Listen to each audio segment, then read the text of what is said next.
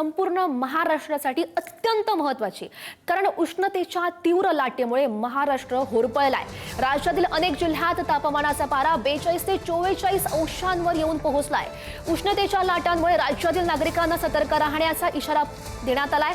उष्माघातापासून वाचण्यासाठी शासनाकडून मार्गदर्शक सूचना सुद्धा जारी करण्यात आल्यात। पुढील काही दिवस संपूर्ण राज्यात उष्णतेच्या लाटे सदृश परिस्थिती राहील असा अंदाज हवामान खात्यानं वर्तवलेला आहे। अनेक जिल्ह्यात तापमानाचा पारा हा 42 ते 44 अंशांपर्यंत पोहोचलेले आहे। त्यामुळे आवश्यक असेल तरच घराबाहेर पडा असं आवाहन आता नागरिकांना केलं गेलेलं आहे। पुढील काही दिवसात राज्यात उष्णतेच्या लाटेचा हा इशारा देण्यात आलेला आहे। हवामान खात्यानं हा इशारा दिलेला आहे। तर नेमकं काय करावं, काय नेमक्या सूचना करण्यात आलेल्या आहेत ते आपण बघूयात। नागरिकांनी भरपूर पाणी, ORS घ्यावं, हलके आणि सैल कपडे वापरावेत। बाहेर जाताना टोपी किंवा छत्रीचा वापर करावा। सावलीत विश्रांती घेणं, घरात राहण्याचा प्रयत्न करणं गरजेचं आहे। विशेषतः ज्येष्ठ नागरिक आणि मुलांनी काळजी घ्यावी असं आवाहन सुद्धा करण्यात आलंय। दुपारी 12 ते 4 या वेळेत उन्हात जाणं सहसा टाळावंच। मद्यपान आणि कॅफीन युक्त पेय ही सुद्धा टाळावीत। उष्णतेच्या तीव्रतेमध्ये जास्त काम करणं सुद्धा टाळावं। प्रशासनानं सार्वजनिक ठिकाणी पिण्याच्या पाण्याची सोय करावी। जिल्हा स्तरावर हीट ॲक्शन प्लॅन कार्यान्वित करावा।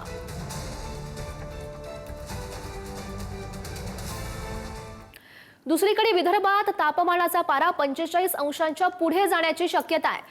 हवामान खात्याकडून विदर्भातील काही जिल्ह्यांना येलो अलर्ट देण्यात आलाय। अकोला, चंद्रपूर, वर्धा, अमरावतीमध्ये उष्णतेची तीव्रता अधिक राहणार आहे।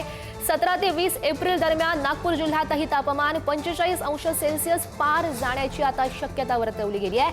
वाढत्या तापमानामुळे नागपूर जिल्ह्यात हीट ॲक्शन प्लॅन लागू करण्यात आलाय। उष्माघातापासून बचावासाठी नागपूर जिल्ह्यात 56 शीत कक्ष सज्ज झालेले आहेत। नागरिकांना भर उन्हात काम न करण्याचं आवाहन करण्यात आलेलं आहे। शेतकऱ्यांना शेतीची कामं करताना सकाळ संध्याकाळ 4 वाजेनंतर करण्याचं आवाहन सुद्धा करण्यात आलंय।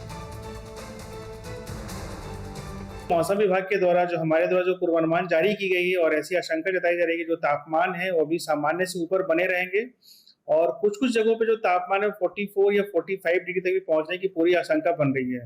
खासतौर पर अगर हम बात करें अकोला, अमरावती, वर्धा, चंद्रपुर, इन जगहों पे तापमान जो अगले आने वाले 2 से 3 दिनों में जो तापमान है 44 या 45 के रेंज में पहुंचने की प्रबल संभावना बन रही है। साथ ही साथ 17, 18, 19 के दौरान हम देखेंगे नागपुर का भी तापमान जो है 44, 45 तक पहुंच सकता है। और इसको देखते हुए अभी हमने विदर्भ के अधिकांश क्षेत्रों में हमने डिस्ट्रिक्ट वाइज येलो अलर्ट्स की घोषणा की है।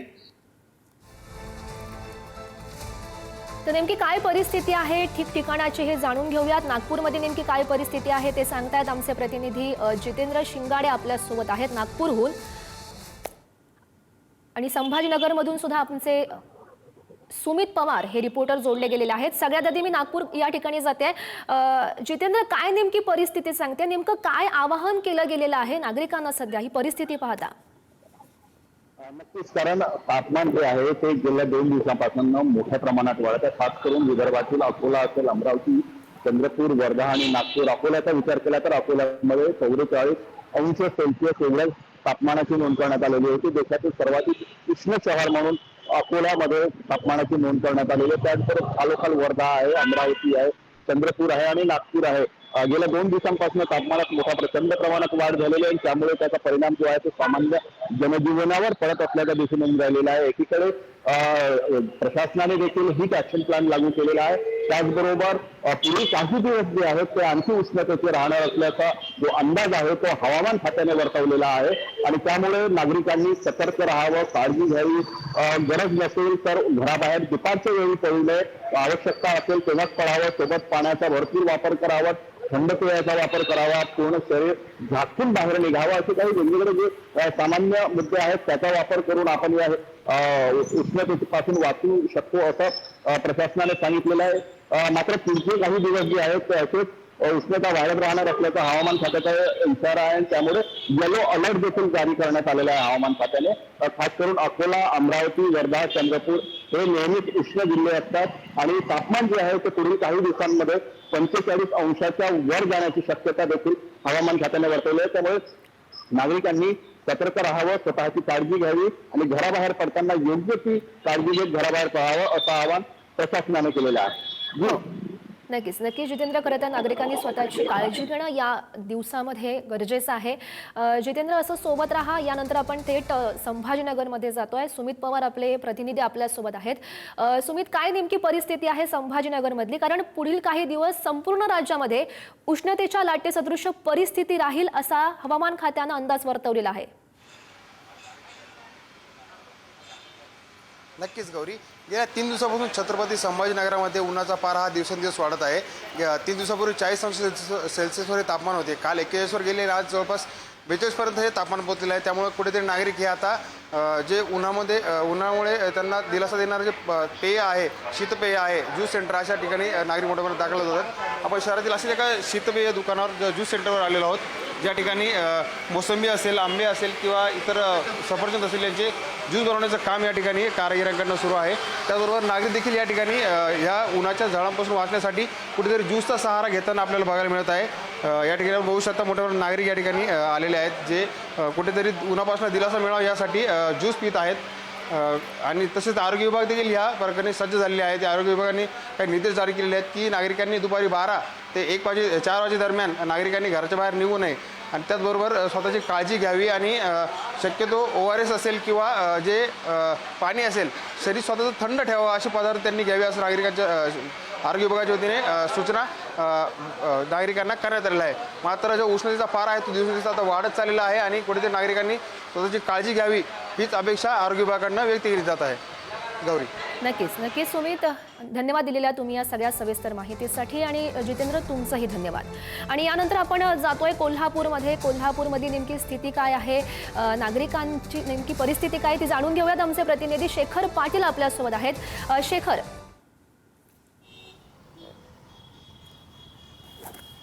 गौरी, कोल्हापुरात देखील तापमान जे आहे ते गेल्या 3 ते 4 दिवसांपासून वाढतानाच दिसते. आता मी कोल्हापूर शहरातल्या एका रोडवरती उभा आहे आणि इथली परिस्थिती सुरुवातीला दाखवतो. आपण जर बघितलं तर वाहनावरून येणारे अनेक जण आपला चेहरा जो आहे तो कव्हर करताना तर दिसत आहेत, टोपी घालताना दिसत आहेत. मात्र दुसरीकडे अशा पद्धतीनं समोर जर आपण लक्ष दिलं तर रसवंती गृह कोल्हापूर शहरामध्ये प्रचंड आहेत. त्या रसवंती गृहामध्ये देखील अनेक जण या उकाड्यापासून, या उन्हापासून काहीसा दिलासा मिळावा म्हणून या रसवंती गृहामध्ये रस पिताना देखील पाहायला मिळतात, उसाचा रस पिताना पाहायला मिळतात. मी दुसरीकडे या रस्त्याची अवस्था आपल्याला दाखवतो. जर समोर बघितलं तर हा एक डांबरी रस्ता आहे आणि डांबरी रस्ता जो कशा पद्धतीनं या उन्हाच्या तडाख्यामुळं वितळताना या ठिकाणी दिसतोय ते आपल्याला स्पष्ट दिसत असेल. आपण जर गेल्या 2 ते 3 दिवसांचा विचार केला तर सातत्यानं हे तापमान वाढत आहे आणि त्यापासून वाचण्यासाठी या बाजूला जर मी दाखवलं तर काही स्टॉल धारक देखील आहेत. ते अशा पद्धतीनं छत्री या ठिकाणी लावून त्या उन्हाचा पासून बचाव करण्यासाठी आसरा घेताना देखील पाहायला मिळतात. मी पुन्हा एकदा या डांबरी रस्त्यावरची परिस्थिती जी आहे ती दाखवण्याचा प्रयत्न करतो. आपण जर बघितलं तर हे डांबर पूर्णपणे या ठिकाणी वितळलेलं आहे.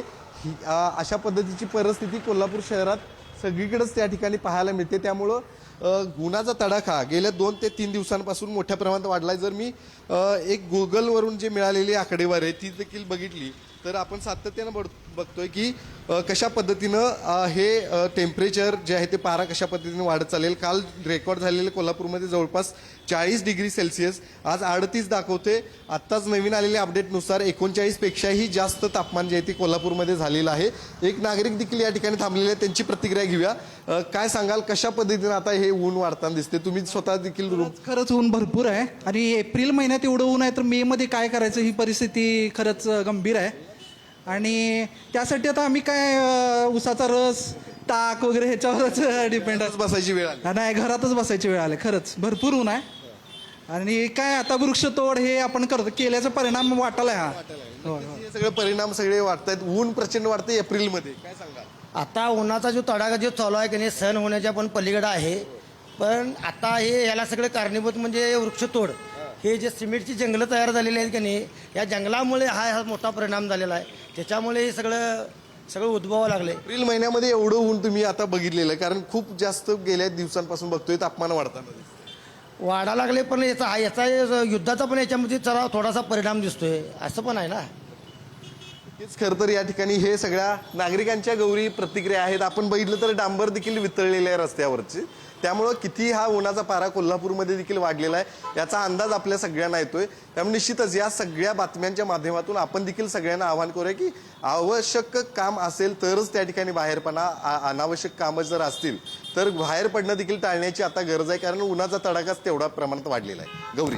हो, नक्कीच शेखर, तुम्ही म्हटल्याप्रमाणे आता जो कोल्हापूरची स्थिती आपण बघितली तर तापमानाचा पारा हा 40 अंशांच्या पुढे अजूनही काही 2 ते 3 दिवसात जाऊ शकतो. त्यामुळे नागरिकांना काळजी घेण्याचं आवाहन आता हवामान खात्यानं केलेलं आहे. शेखर, धन्यवाद दिलेल्या या सविस्तर माहितीसाठी.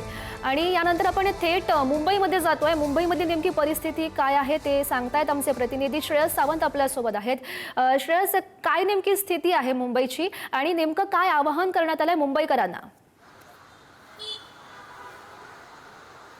खऱ्या अर्थानं मुंबईमध्ये जे आताच्या घटकेला जो टेम्परेचर आहे तो 34 ते 35 वर आहे. आपण बघू शकतो तर रस्त्यावर पण आपण वाहनं जाताना बघतोय. मात्र ऊन जे आहे ते इकडे पडलेलं. आपण शिवाजी पार्क परिसरात आहोत, जिकडे अनेक लोक कट्ट्यावर सुद्धा तुला बसले दिसतील आणि त्या बाजूला बसले दिसतील. मात्र या सगळे कट्ट्यावर बसलेले लोक सुद्धा आता खऱ्या अर्थानं जे शेड आहे त्याचा एक उपयोग घेता दिसत आहेत. मात्र इथे आता मुंबईमध्ये सगळ्यात जास्त जी गरज आहे लोकांना ती आईस्क्रीमची आहे. आणि आपण बघू शकतो तर अनेक फ्लेवरची आईस्क्रीम आहे. शिवाजी पार्कला जर स्पॉट ड्रिंक जर कोणाला सांगितलं तर सगळ्यांना खूप फेमस आहे. इकडचे सगळे एकदम ट्रेडिशनल आईस्क्रीम्स आहेत जिकडे लोक खाताना दिसत आहेत. आणि तेच आपण आईस्क्रीम त्याच्यातलं एक ट्राय करणार आहोत.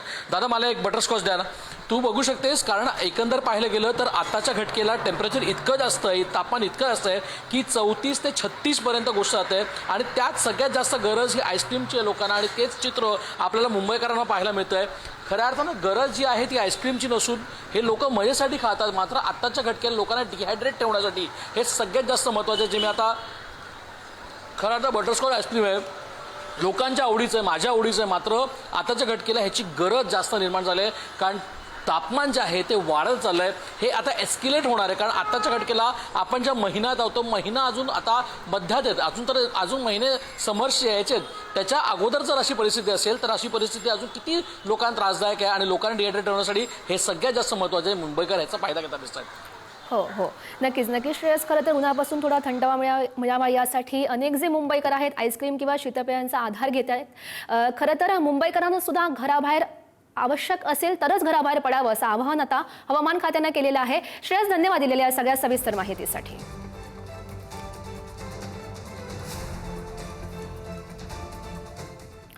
पुढे जातोय. अहिल्यानगर जिल्ह्यामध्ये उन्हाचा तडाखा हा दिवसेंदिवस वाढतोय. तापमान 40 अंश सेल्सिअस पर्यंत येऊन पोहोचलेला आहे. वाढत्या उकाड्यामुळे दुपारच्या वेळेत शहरातील रस्त्यांवर अक्षरशः शुकशुकाट पाहायला मिळतोय. कडक उन्हामुळे नागरिक शक्यतो दुपारी 12 नंतर घराबाहेर पडणं सुद्धा टाळतायत. दरम्यान वाढत्या तापमानाच्या पार्श्वभूमीवर आरोग्य खात्यानं नागरिकांना सतर्क राहण्याचं सुद्धा आवाहन केलंय. उष्माघाताचा धोका टाळण्यासाठी सकाळी 12 वाजण्यापूर्वी तसंच संध्याकाळी 4 नंतरच बाहेर पडावं असं स्पष्ट देखील करण्यात आलंय. तसंच दिवसभरात अधिकाधिक पाणी पिण्याचा सल्लाही देण्यात आलाय. उन्हाच्या तीव्रतेमुळे उष्माघाताच्या घटना टाळण्यासाठी जिल्हा रुग्णालयात स्वतंत्र उष्माघात कक्ष उभारण्यात येत असल्याची माहिती जिल्हाधिकारी आशा यांनी दिली आहे. नागरिकांनी आरोग्याची काळजी घेत आवश्यक त्या सूचनांचं पालन करावं असं आवाहन सुद्धा प्रशासनाकडून केलं जात आहे. सर्व लोकांनी उन्हात त्यांचा एक्सपोजर तो कमीत कमी ठेवायचा आहे. आणि बाहेर निघताना सुद्धा त्यांचे हेड आहे तो त्यांनी टोपी आहे किंवा दुसरे रुमालने कव्हर करणे गरजेचे आहे. प्लस सर्व लोकांनी बाहेर पडताना सुद्धा आणि अदरवाईज पण त्यांच्या सोबत पिण्याचे पाणी असेल किंवा दुसरं कोणतं लिक्विड असेल, ताक आहे किंवा दुसऱ्या प्रकारचे, ते त्यांनी जास्त कंझ्युम केलं पाहिजे. आणि विशेष करून जे आजारी आहेत, गरोदर माता आहे, कामगार, श्रमिक आणि शेतकरी जे बाहेर उन्हात जास्त काम करतात त्यांना जास्त काळजी घेण्याची गरज आहे.